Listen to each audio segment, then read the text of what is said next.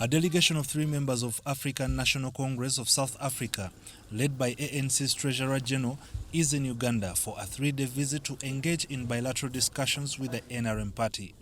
The purpose is to preview and harmonize the grounds for investment between the two countries and further address the gaps affecting business. So we have already signed a memorandum of understanding which waived visa requirements for both diplomatic and official passport holders. The one we are now working on together with the High Commission here and the High Commission in Pretoria of Uganda is to ensure that we now sign another one to waive visa requirements for the nationals, the ordinary passport holders. Members paid a courtesy visit to the historic Kaweweta training school, an important area in South Africa's history. Kaweweta holds significance as a training ground for South African soldiers who were supported by the NRA government to fight apartheid.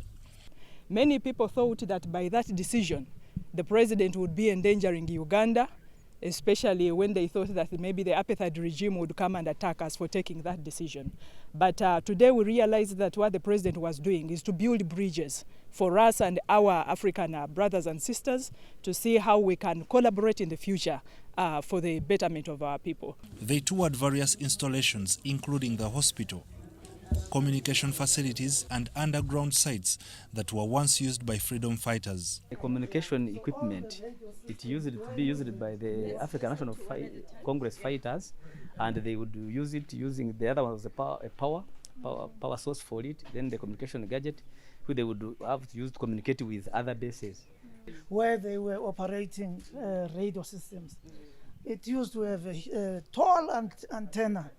You could communicate throughout East Africa, even with Angola and South Africa. In a gesture of recognition and honor to the South African fighters who contributed to the struggle, the delegation laid wreaths on the graves of fallen fighters.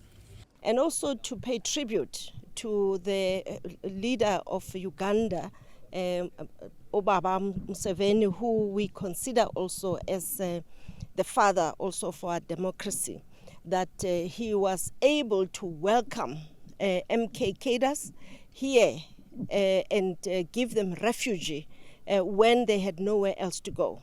This, as he has alluded to, the commandant, this was the biggest military camp. If you see over there were bases on that side. It was over a brigade. A brigade is about 3,000 men.